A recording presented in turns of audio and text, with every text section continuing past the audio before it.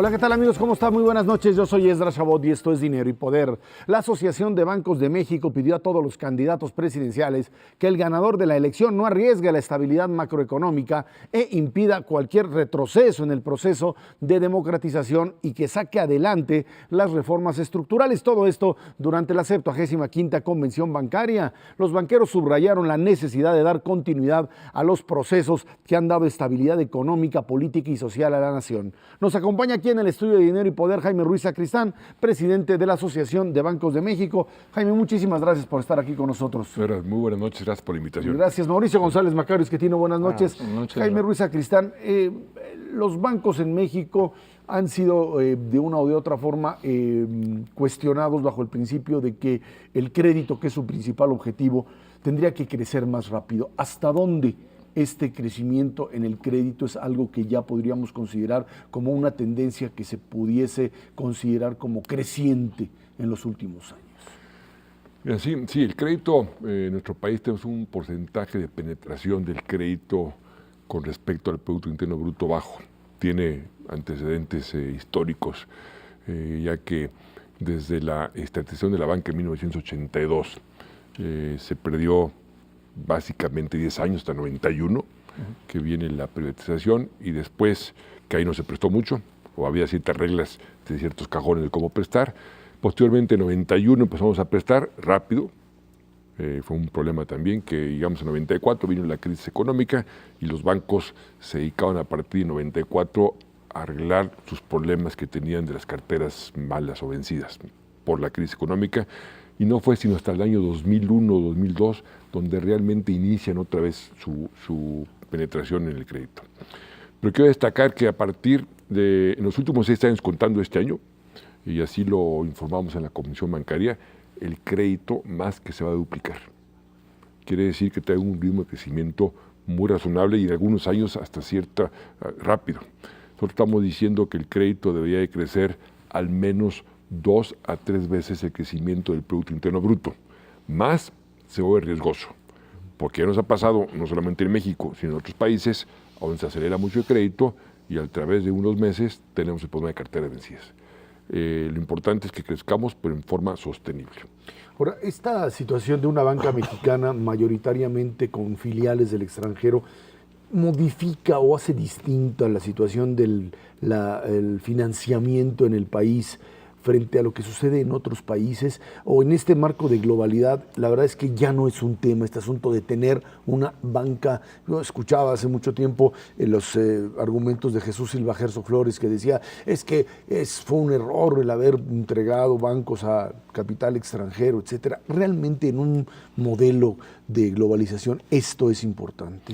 Bueno, nuestro sistema financiero así es, así se conformó, así está. Dicen, la novia no puede ser más bonita, así es, ¿no? Así es.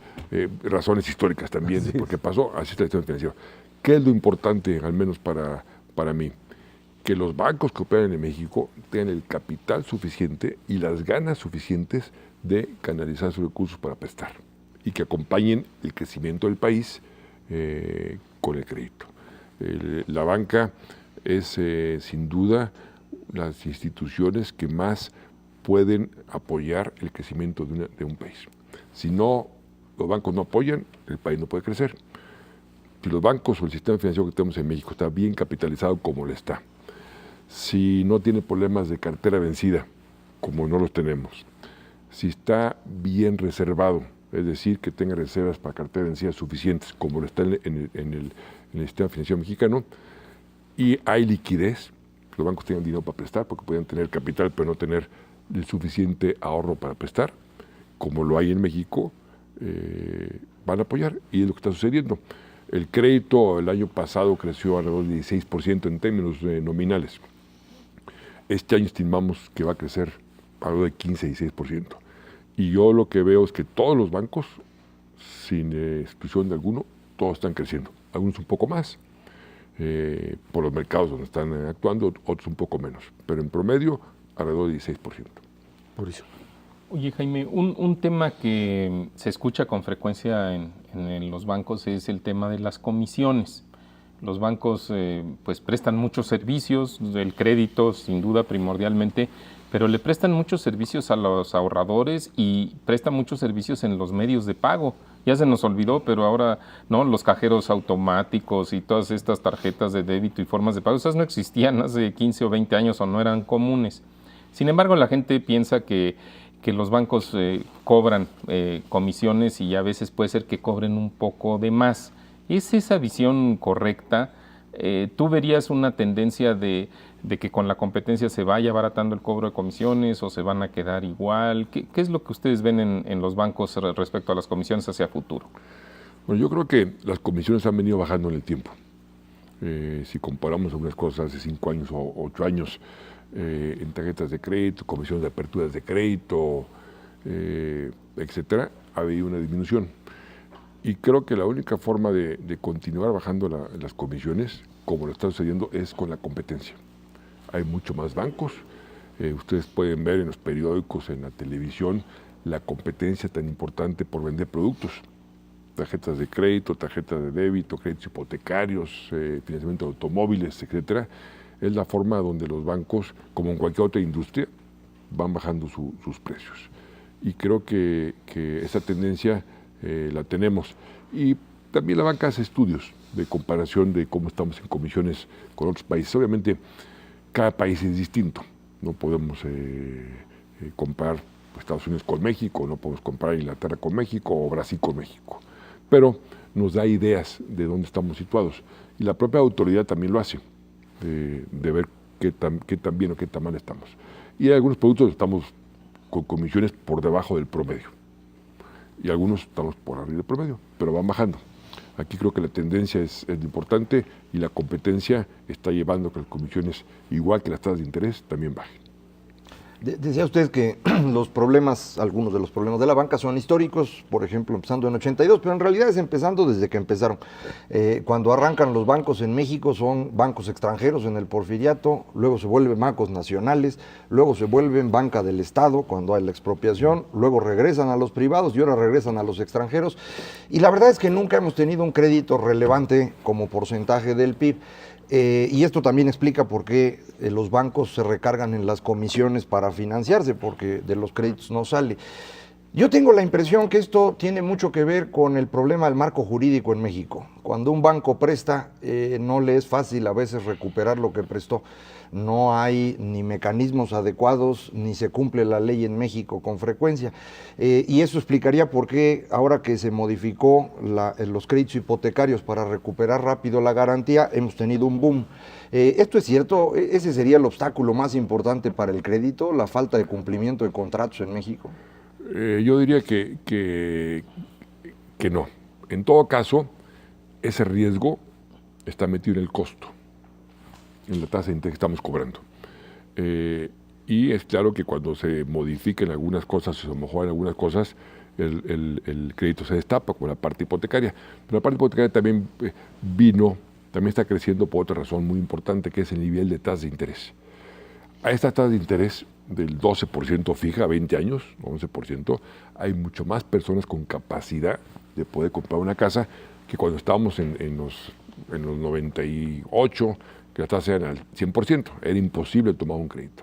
Entonces, junto la mejora en las leyes de recuperación y las tasas de interés hacen acceso, y tercero, el crecimiento del Producto Interno Bruto que a las personas les da más tranquilidad que van a conservar su empleo y tienen mejores ganancias. Esas tres en conjunto destapan el crédito. Pero, por ejemplo, también hay unos estudios a donde los bancos hemos participado, ligado con el crédito hipotecario, y ahora la Comisión Nacional Bancaria, basadas en ese estudio, nos va a pedir más o menos reservas en los créditos hipotecarios, si es un estudio de todos los estados de la República, y a donde se mide qué tan efectivo, porque no solamente son las leyes, sino la aplicación de las mismas. Uno puede ganar un juicio y después hay que ir con el Poder Ejecutivo para poder ir por la casa. Pero a veces gana el juicio y el Poder Ejecutivo en aquel estado no apoya para ir a la casa del presidente municipal no manda a la policía, etc. Entonces hizo este estudio, que lo venimos haciendo ya durante 5 años. Y es un estudio comparativo a donde se han mejorado las condiciones en muchos estados y en otros han empeorado. Y ahora, a partir del año que entra, aquellos estados que tengan una calificación mala, vamos a tener que crear más reservas en ese estado. Y lo que va a pasar es que el crédito hipotecario en ese estado va a ser más caro. Y es un incentivo ahí para que los estados y los municipios, tanto a nivel ejecutivo como legislativo y el judicial, revisen cómo están y puedan ayudar para que mejoren las circunstancias. Ahora, en esta reunión de la convención bancaria, los distintos candidatos a la presidencia de la República manifestaron distintas posiciones. Esta demanda, por supuesto, de garantizar el marco macroeconómico es algo que pues todos dijeron que sí, por supuesto nadie iba a decir ahí que se iban a gastar todo el dinero. Vamos a ver a la hora que entren al poder si realmente lo hacen. Pero quizá la otra parte, la parte del crecimiento económico, ¿hasta dónde las propuestas que escucharon ustedes de los candidatos están en línea con esta posibilidad de generar un potencial de crecimiento mayor y hasta dónde hay un compromiso en ese sentido? El reafirmar o pedir, que suena una cosa que ya tiene México, que es unas finanzas públicas muy sanas, el pedirlo sonaba como repetitivo, pero tiene una intención. Si vemos lo que está pasando en Europa, países que tenían finanzas públicas sanas no hace muchos años, cometieron algunos errores que hoy están en problemas. Entonces, repetir que lo que se ha conseguido durante, yo diría que a partir del 95, donde se empezaron a hacer muchas cosas importantes para lograr una estabilidad macroeconómica, una inflación baja, en fin, todos los atributos que hoy tenemos, era necesario repetirlo para que no se olvide. Que esto lo tenemos, pero se puede perder si no actuamos de una forma responsable. Cada uno de los candidatos, bueno, tiene sus programas, todos ellos están enfocados al crecimiento, que es lo que necesita nuestro país, continuar el crecimiento, algunos de una forma más agresiva, otros de una forma menos agresiva, y algunos podrían o no tener un efecto importante en un déficit fiscal. Pero yo creo que eso no lo vamos a poder conocer ni medir, sino hasta que veamos la persona que llegue a ocupar el puesto, ¿no? Ahorita pues, es una campaña, es muy difícil profundizar en detalles de cómo financiar el crecimiento, que son inclusive muy técnicos, porque si uno agarra un programa, tiene que hacer otro programa, ¿y eso qué significa? Entonces yo creo que nuestro mensaje de mantener las finanzas públicas sanas, la estabilidad macroeconómica y buscar un crecimiento era lo que intentábamos nosotros pasar o hacer conocer en la convención. Jaime, precisamente a lo que decías hace rato del crédito, los bancos comerciales sin duda han tenido un crecimiento importante en el crédito y eso ayuda a que se genere más actividad económica. Pero hay un segmento de bancos, los llamados bancos de desarrollo, NAFIN, Banobras y otras instituciones que han venido en declive. ¿Qué se podría hacer?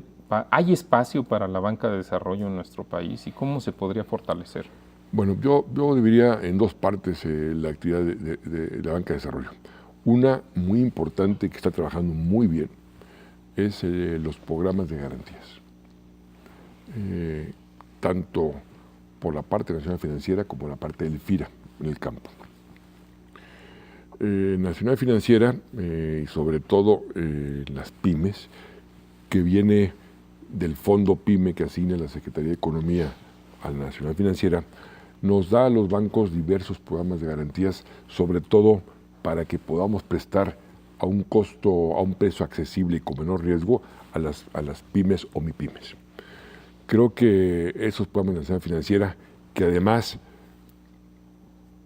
se dividen en dos, un programa general para todas las empresas y luego hay programas particulares, por ejemplo, para las agencias de viajes o para el grupo de empresarios de la Concanaco, en fin, hacemos programas particulares, está caminando muy bien y gracias a eso el crédito a las pymes en los últimos 6 años, incluyendo se va a triplicar. En nuestro país, que es una cifra Obviamente viene de una base pequeña, pero está creciendo.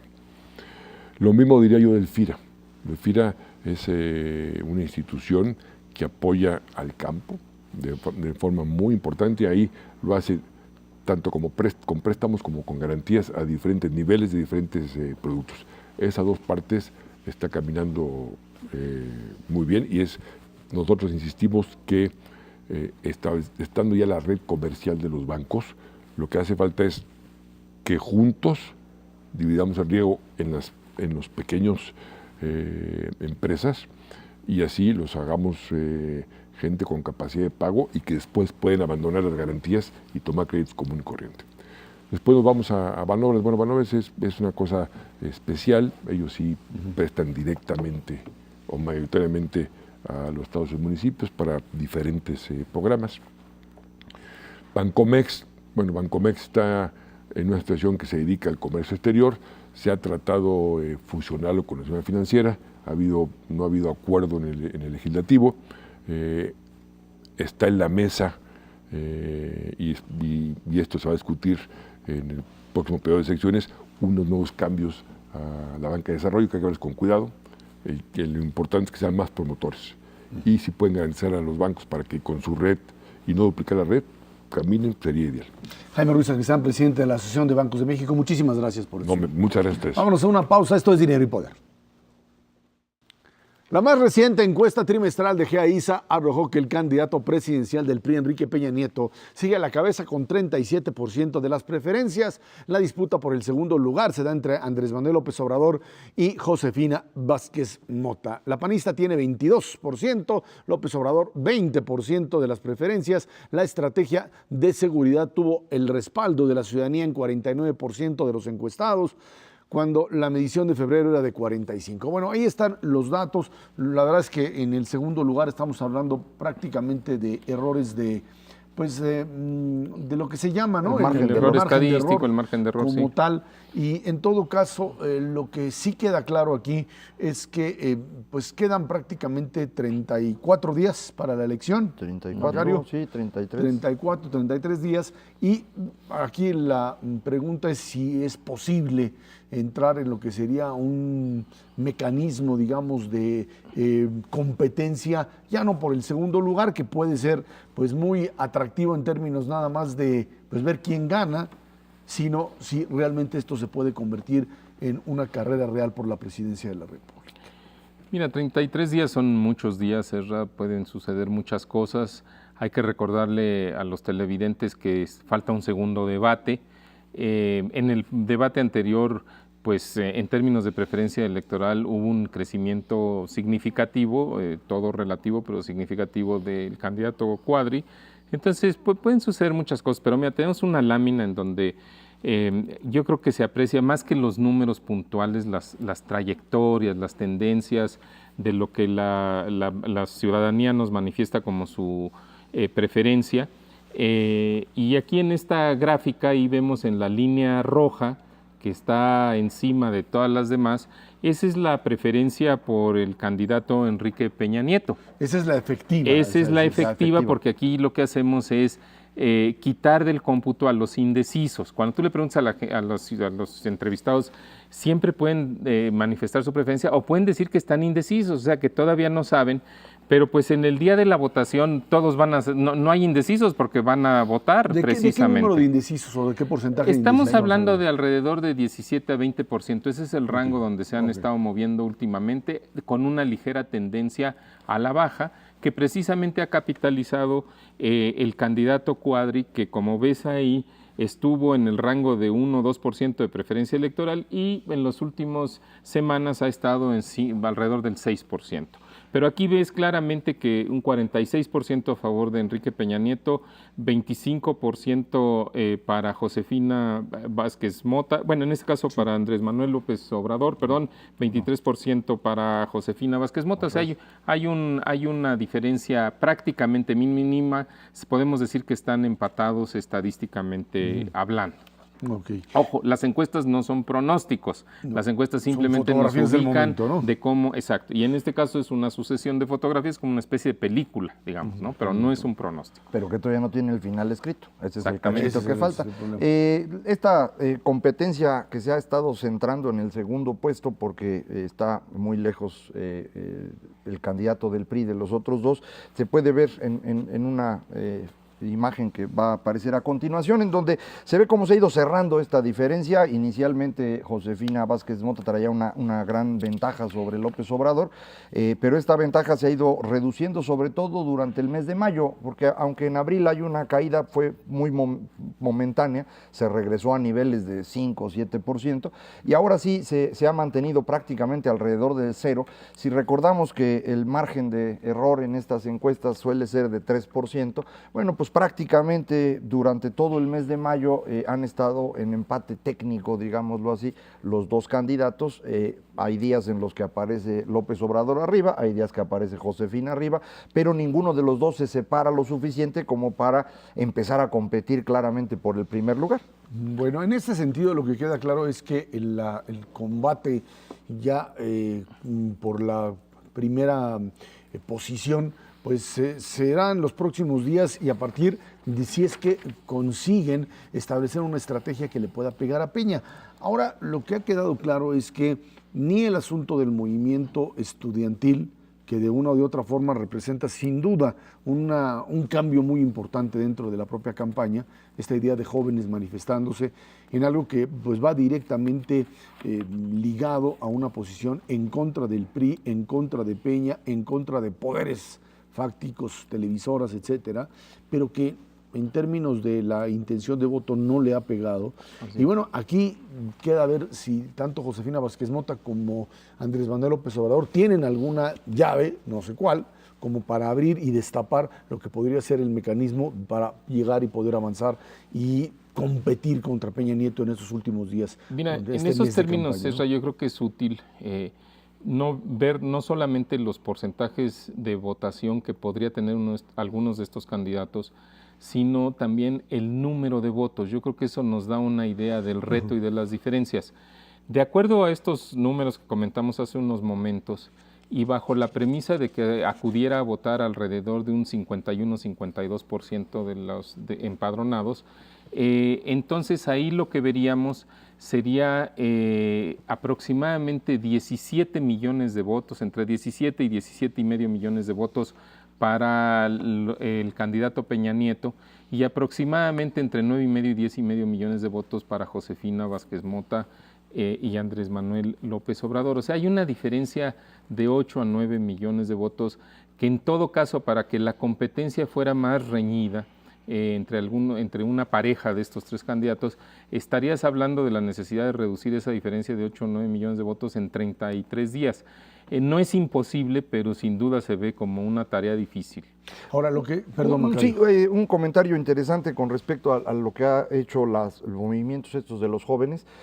Lo hacía Ricardo de la Peña y decía, en la Ciudad de México esto ha elevado la intención de voto por López Obrador, pero a nivel nacional la ha reducido, de manera que se neutralizan los efectos y en la encuesta no se nota una diferencia significativa, pero aparentemente ocurre esto hacia afuera de la capital. La gente se preocupa por este tipo de movilizaciones que pudieran convertirse otra vez en la polarización de 2006 y no le gusta, mientras que aquí en el DF esto fortalece a López Obrador. Mira, ¿no? nomás en este punto, porque vale la pena aclararlo, respecto a los jóvenes, en el padrón existe aproximadamente 30% de personas que tienen menos de 30 años. Eso es más o menos 24 millones de votantes potenciales, pero no todos van a salir a votar, bajo la premisa de que acude a las urnas entre 50 y 60% de ese segmento de jóvenes. Lo que yo te diría es que para que se pudiera el movimiento de Yo Soy 132 de alguna manera incrementar los jóvenes que pudieran favorecer a Josefina Vázquez Mota o Andrés Manuel López Obrador, prácticamente tendrías que triplicar el número de jóvenes que acudieran a las urnas respecto a los niveles que se tienen actualmente medidos. Insisto, nada es imposible en política, pero en 33 días se ve difícil porque no es un movimiento nacional, parece que es un movimiento que se ha gestado más en el DF y en algunas entidades de la República, pero difícilmente es nacional. En todo caso, aquí el problema radica también en la Cámara de Diputados, o sea, en el Congreso, hasta donde la popularidad de PRI Peña alcanza a llevar al PRI a una mayoría en la Cámara de Diputados, que para mí eso es, pues sin duda, algo que cualquier político quisiera tener, llegar a la presidencia de un país y tener mayoría en el Congreso.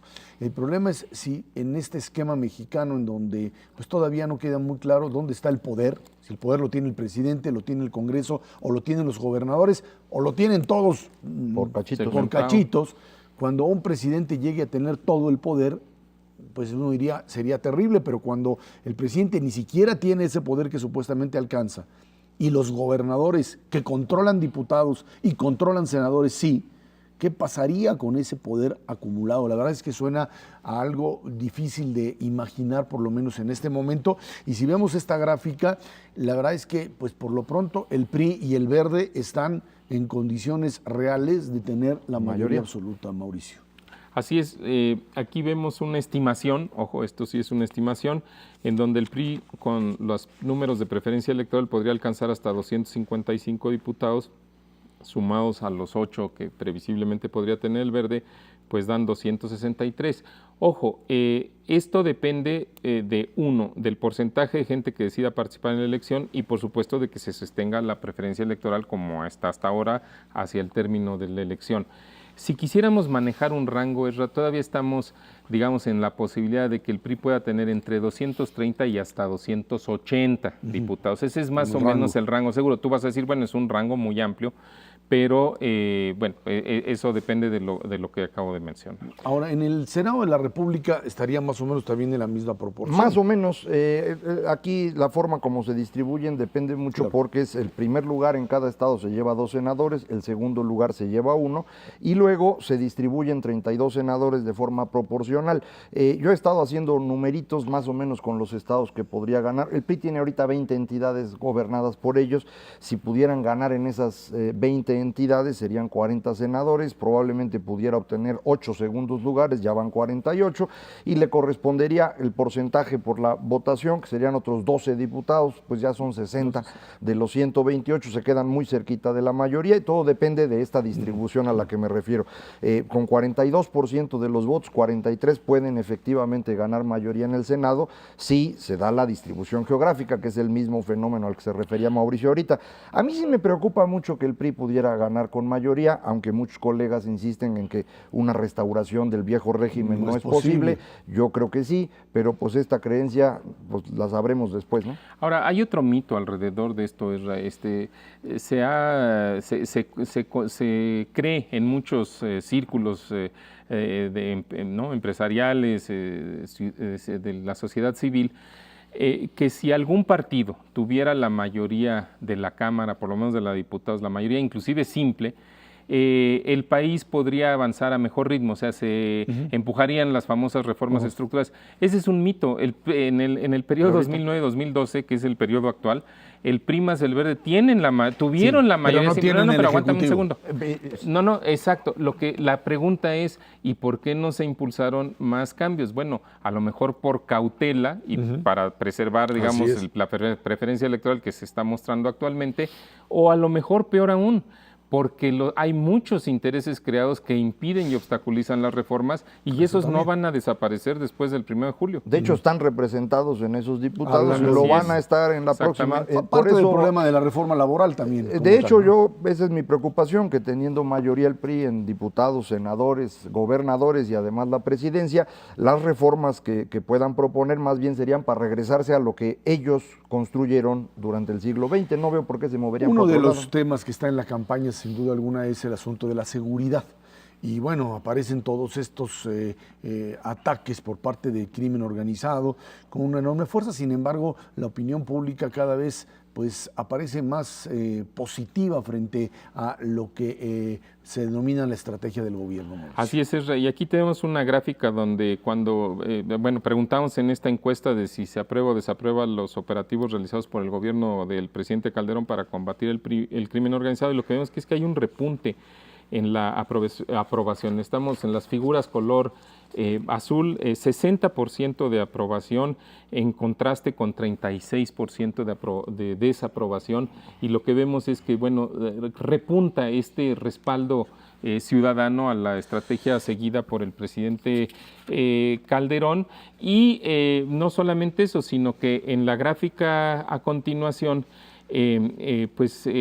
3 de cada 4 mexicanos, o sea, 75% opina que deben de continuar los operativos para combatir el crimen organizado. O sea, la gente está verdaderamente deseosa de que el nuevo gobierno no vaya a sacar las manos del asunto, ¿no? Inclusive, como se ve en la figura, esto ocurre en los partidarios de los 3 candidatos. Exacto. Es mucho más amplio en el caso de Vázquez Mota, pero incluso los seguidores de López Obrador, pues casi 70% cree que hay que continuar estos operativos. A lo mejor por eso el candidato López Obrador ha dicho pues que va a continuar, probablemente con fechas límites, pero va a continuar. Y todos lo han dicho realmente, ¿no? Pues tampoco hay muchas alternativas. Y ahí está la última gráfica que tenemos aquí, que habla precisamente de si cambiar o no cambiar la estrategia, ¿no? Y esto creo que es importante, Mauricio. Bueno, pues sí, efectivamente. O sea, la gente, hagamos una síntesis.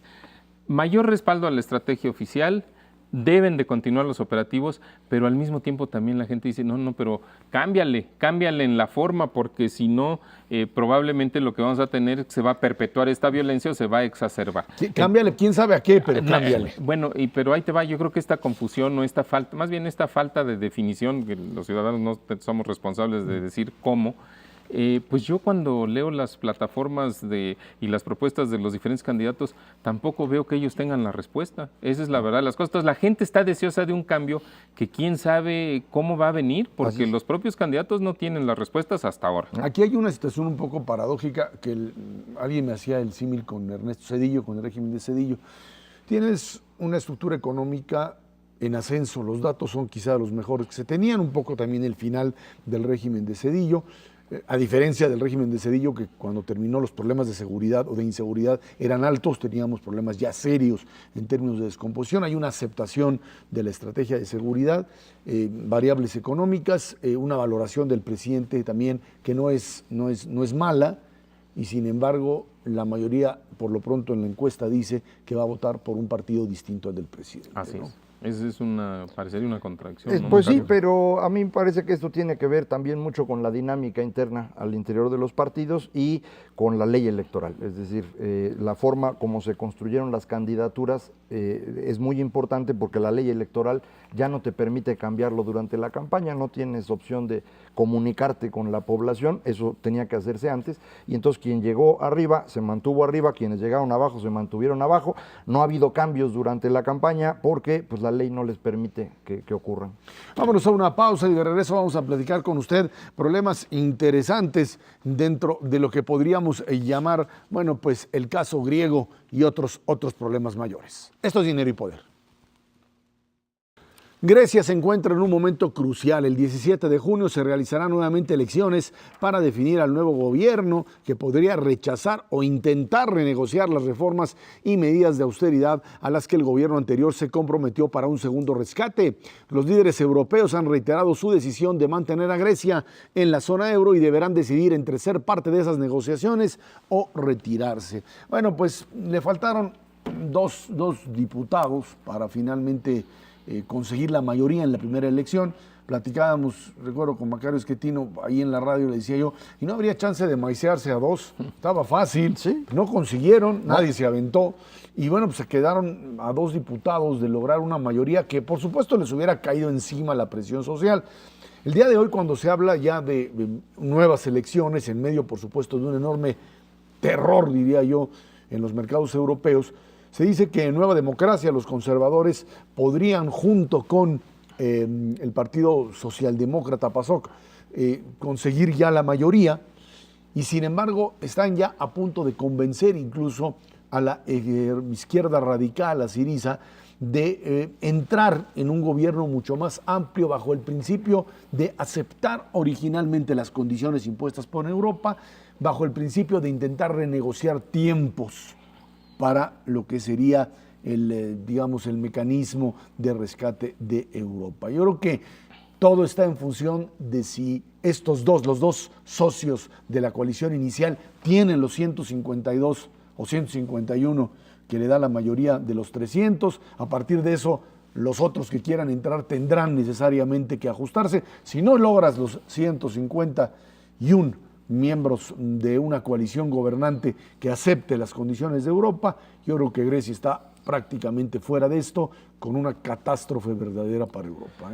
Sí, pero en realidad lo que están haciendo, en mi opinión, es jugar una partidita de póker o unas vencidas o como le queramos imaginar. El gobierno griego está amenazando a la Unión Europea con que si no se modifican las condiciones, pues se van a tener que salir del euro. Y eso va a ser una catástrofe porque va a ampliar las posibilidades de que otro país se salga y entonces esto sí ya es un problema serio. Los de la Unión Europea le juegan a que los griegos no van a poderse salir porque si se salen es mucho peor para ellos. Entonces los dos están viendo a ver quién se afloja primero. La solución ideal sería la que tú acabas de comentar, que se pudiera conformar un gobierno griego de mayoría entre 2 o 3 partidos, más o menos al centro, tal vez incluyendo la izquierda radical, que es menos radical que los del Amanecer Dorado, por ejemplo. Sí, entonces pudieran ellos negociar algo con la Unión Europea, una quita mayor, tiempos más decentes para reducir sus gastos, pero no hay remedio, tienen que hacerlo. El problema de esto es que mientras están en la discusión, todo el mundo anda nervioso y esto le está empezando a costar a otros. Por ejemplo, a España. Hoy España ya tiene 5 puntos de diferencia, 500 puntos base o 5 puntos de tasa de interés por encima de Alemania, y eso ya es un costo muy grande, y cada renegociación de deuda que está haciendo España todos los días en los mercados, pues le sale muy cara y entonces empieza a complicar todo. Entonces, pues estas son las vencidas, a ver cuál de los dos gana. A mí me parece que mientras no jalen demasiado la cuerda, pues se vale, ¿no? Mira, toda proporción guardada en estos procesos siempre se dan unos ciclos, ¿no? En donde de repente ya parece que la cosa va a tronar y eventualmente se arregla. Nos sucedió a nosotros cuando renegociamos nuestra deuda externa por ahí de los años 83, 84, 85. Ahora sí, ya México va a dejarle de pagar a los bancos extranjeros, y de último minuto se lograba una solución. ¿Por qué? Bueno, pues porque los intereses económicos que están en juego son enormes. En aquella época el mundo o los acreedores encabezados por Estados Unidos y por Europa, bueno, y en parte Japón también, no podían darse el lujo de que un país como México dejara de pagar. Ahora los europeos no se pueden dar el lujo de que los griegos se salgan, entonces van a hacer todo lo que esté a su alcance, sin ceder demasiado en las condiciones de ajuste económico, para que Grecia no se salga. Ahora, me parece que es una cuestión nada más de coyuntura, o sea, del resto de este año. Mi previsión es que Grecia se va a quedar dentro del acuerdo del euro. Vamos a ver momentos de nerviosismo de último minuto de aquí a las elecciones que mencionabas. Y realmente la presión y la discusión va a venir el año entrante. Grecia ha reducido el tamaño de su economía 13% desde el 2009 hasta la actualidad y tiene un desempleo de 22%. Pedirle a un país en esas condiciones que haga más ajuste fiscal, pues la verdad es muy difícil que se sostenga. Ahora, esto tiene una explicación histórica, como siempre. Grecia ha mantenido un déficit fiscal durante los últimos 30 años. Es decir, 20 años antes de entrar al euro, el déficit que traía cada año promedio era 8% del PIB. Para recordar a los amigos del auditorio, lo decente es 3% o menos. Ellos traían 8, año tras año, durante 20 años. Así los dejaron entrar al euro. Ese es el error de entrada. Entran al euro y desde que entraron al euro a la fecha, que son 10 años, el déficit fiscal es promedio 5,5% cada año. Entonces esto significa que durante todos estos 30 años han estado viviendo más o menos 6-7% cada año por encima de lo que deberían. Entonces todo eso se tiene que achicar.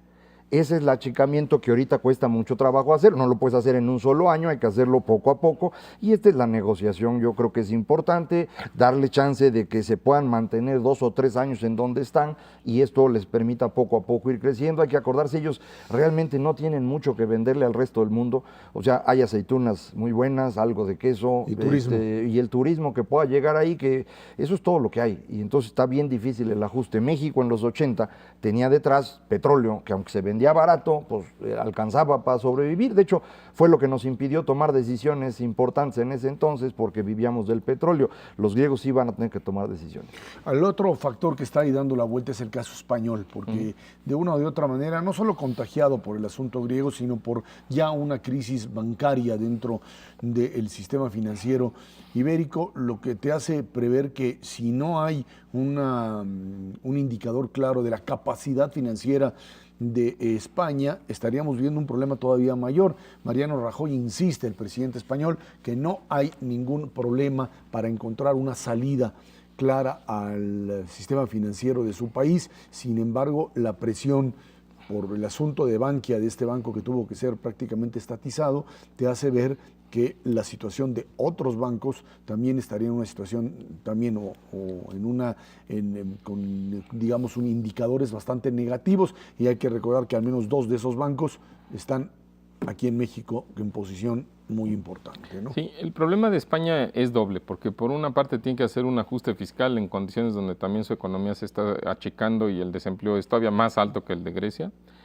y además que su sistema bancario está muy debilitado. Y el problema es que ambas situaciones están generando una salida de capitales, o sea, la gente está sacando sus ahorros de algunos bancos, porque dice, ¿qué tal si quiebra el banco y luego ya no me regresan mi patrimonio, mis ahorros? Y por otro lado, pues también el riesgo de que España se contagie de Grecia y entonces si Grecia se sale del euro, diga pues yo también, para evitarme el ajuste. Y eso es lo que está propiciando este aumento de las tasas de interés para los españoles, que además te complica las cosas porque te encarece el costo de la deuda pública y entonces te obstaculiza el ajuste fiscal. Los españoles dicen que tienen el gobierno español dice que tienen las cosas bajo control. Yo te soy sincero, yo lo dudo, porque para ellos parte de la decisión difícil es de los bancos que están emproblemados, ¿qué hacen? Los dejan que quiebren y que entonces los accionistas pierdan todo su patrimonio, cosa que no estaría mal porque pues ellos es lo que arriesgaron, pero como las pérdidas pueden ser mayores que el capital, entonces también los depositantes podrían salir lastimados, y ahí es donde yo creo que España no se puede dar el lujo de deteriorar o disminuir, reducir el patrimonio de los ahorradores, porque entonces sí se viene una corrida contra la banca española que nadie podría parar. El problema de España es muy parecido al de México en 95. Lo que ocurrió en España es una burbuja inmobiliaria grandísima, junto con la de Estados Unidos y Reino Unido eran las más grandes del mundo en ese entonces, los primeros años de este siglo. Muchas personas lo estuvieron diciendo en su momento, pero pues en España estaban gastando como si tuvieran. El gobierno español tiene sus finanzas públicas en orden durante todo el tiempo, pero este exceso de gasto en las viviendas te provoca un déficit muy grande en cuenta corriente, lo mismo que le pasó a México. Y esto te lleva a la situación crítica en la que están hoy, y la reacción que tiene que tener España es la misma que tuvo México en 95. Hay que rescatar a los bancos. ¿Cómo se rescata a los bancos? Inventando dinero.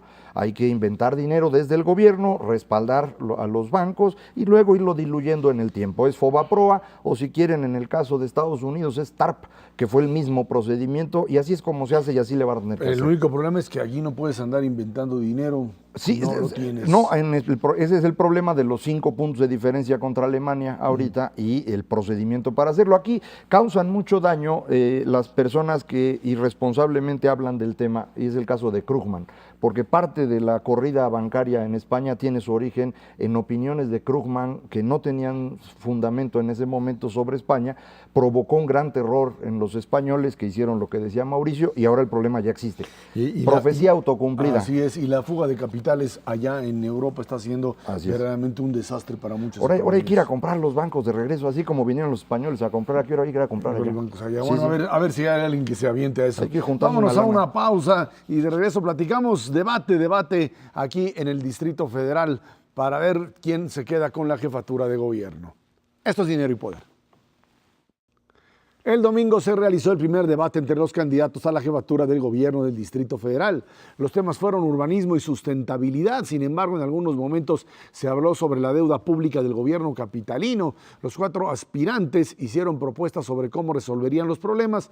No debatieron mucho sobre ellas. Ahora sí que 3 mujeres y un hombre, se podría llamar ahí el debate, en donde pues Miguel Ángel Mancera, con una ventaja total y absoluta en las encuestas, pues se dio el lujo de repente de contestar, por supuesto, tanto a Beatriz Paredes como específicamente a Isabel Miranda de Wallace con el asunto de la deuda, que era deuda transparente. Isabel Miranda de Wallace lo cuestionó bajo el principio de que era el gobierno federal el que garantizaba la deuda. Y luego se dio ahí un agarrón entre Beatriz Paredes y Rosario Guerra, porque pues es parte del pleito adentro del PRI capitalino. Pero bueno, en todo caso, la verdad es que cuando los debates se producen dentro de una competencia tan desigual, es yo creo que lo que hace que el televidente o el radioescucha que lo oye piense que está oyendo 2 mundos diferentes, unos que se pelean y el otro que va solito porque no tiene prácticamente con quién hablar, sus interlocutores no existen, ¿no?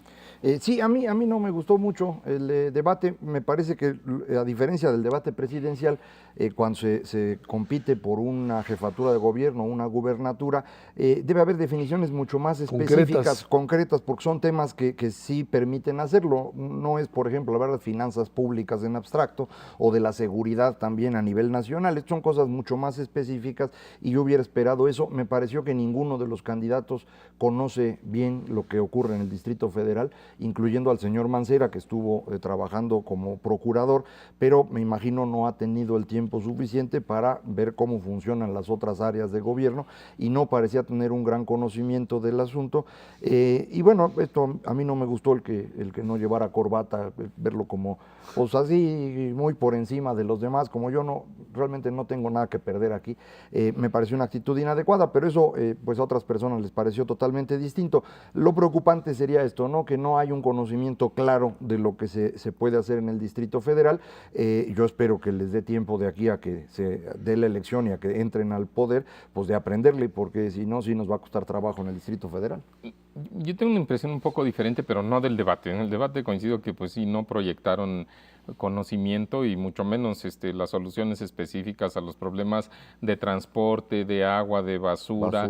De seguridad, ¿no? Que son las demandas ciudadanas. Quizá efectivamente, de nuevo, lo que hemos visto en la preferencia electoral para el DF con esta encuesta de GIAISA Milenio, que también estamos haciendo diariamente, te doy algunos números para el auditorio de los más recientes. 63% el candidato Mancera, 19.7, digamos 20% Beatriz Paredes, 13% Isabel Miranda y 4% Rosario Guerra.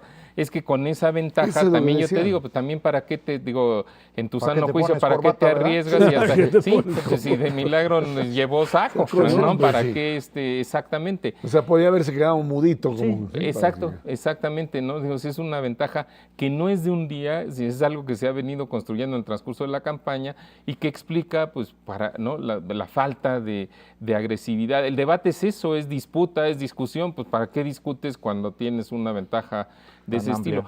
Yo creo que sí hay algún conocimiento, sin duda, del candidato Mancera, lo hemos tenido aquí, y creo que en los temas no necesariamente de impartición de justicia en el DF, pues sí tiene una idea de qué haría con el agua, con el desarrollo urbano, con el transporte, pero pues eso es ahora sí que hasta que se den las elecciones y si sale favorecido, pues hasta que llegue al gobierno, ¿no? A la casa de gobierno. Lo que sucede también en este tipo de debates es que aquellos candidatos, en este caso las candidatas que van atrás, tratarían de encontrar algún tipo de mecanismo para buscar, pues si bien no ganarle, que parecería verdaderamente imposible en este momento al candidato Mancera, sí tratar de ubicar ciertas posiciones. Aquí creo que la gran disputa no es ya la jefatura de gobierno, sino es la posibilidad de que la Asamblea Legislativa, ahora sí que como hablábamos del caso de Peña a nivel nacional, En el caso del PRD en la capital de la República, parecería que estaríamos ante otro modelo también de una asamblea legislativa total y absolutamente controlada por el PRD. Como ha sido todo el tiempo. Como ha sido todo el tiempo. Aquí el problema es si en este caso es el PRD de Marcelo Ebrard o es el PRD de Andrés Manuel López Obrador. Creo que ahí es donde está la discusión. Eso si acaso, pero eso también lo vamos a saber en el momento que veamos quiénes quedaron en la asamblea para entonces ver, pero con estos porcentajes de votación pues tiene la mayoría segura. Esto es lo mismo que ocurre en muchas entidades federativas. La única diferencia relevante es que en el Distrito Federal el jefe de gobierno no puede controlar los medios de comunicación. En los estados de la República sí, los gobernadores controlan a los medios locales y esto les permite pues este estilo totalitario que teníamos en México en el viejo régimen, lo pueden reproducir. Aquí en el DF no se puede porque los medios de aquí del DF son los medios nacionales y el jefe de gobierno no tiene poder frente a ellos, pero fuera de eso sí tienen pues un sistema con prácticamente autoritario en donde tienen controlado todo el poder, ¿no? En todo caso, insisto, creo que si bien el PRI tendrá eventualmente, si es que los números confirman un triunfo, que redefinirse como el país. PRD. El PRI a nivel nacional. Okay. Aquellos que si regresan pueden redefinir un nuevo concepto distinto al PRI autoritario hegemónico de antaño. El PRD, en el momento en que llegue a la jefatura de gobierno, a la asamblea, mayoritariamente, yo no sé si será el PRD de López Obrador o será ahora sí Marcelo Ebrard, con Miguel Ángel Mancera a la cabeza, quien estará diciendo el único espacio finalmente en el que logramos triunfar fue este, y este es el PRD que yo quiero. El 2 de julio. Ahí yo creo que es cuando los extremos se juntan y hay que ver qué pasa con el movimiento este de Yo Soy 132, porque creo que de alguna manera le puede dar una inyección de energía a Andrés Manuel y de alguna manera sopesar o balancear mejor. Cuchillos largos del 2 de julio. Exactamente. Mauricio González Macarios, que tiene muchas gracias. Gracias a usted que nos ve, nos escucha todos los martes aquí en 11 TV México, Dinero y Poder. Estamos en la radio Noticias MBS en el 102.5 del FM de lunes a viernes de 5 a 7. Muchísimas gracias y muy buenas noches.